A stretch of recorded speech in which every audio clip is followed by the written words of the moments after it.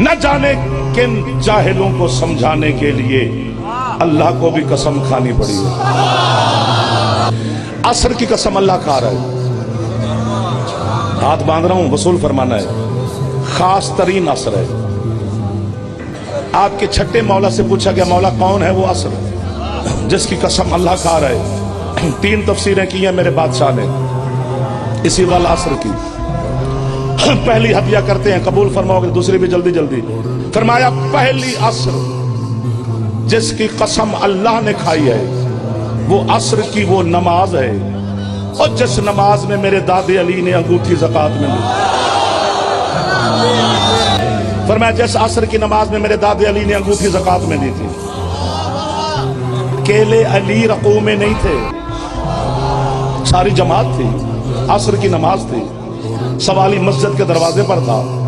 मैं आपके डेरे पर हाजिर हो जाऊं मुर्शिद और आप नमाज पढ़ रहे हो तो मैं चुप करके बैठूंगा कि नमाज से फारिग होते हैं तो सलाम दुआ या अली मदद करते हैं।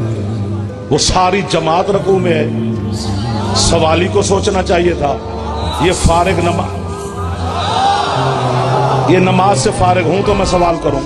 वो हालत नमाज में सवाल कर रहे हैं, मुझे अल्लाह के नाम पे कुछ दो। किसी ने कुछ नहीं दिया, मेरे मौला ने भी नहीं दिया।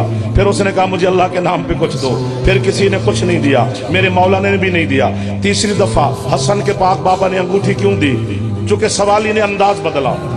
आसमान को देख के कहते हैं मालिक गवाह रहना तेरे घर से खाली जा रहा हूं।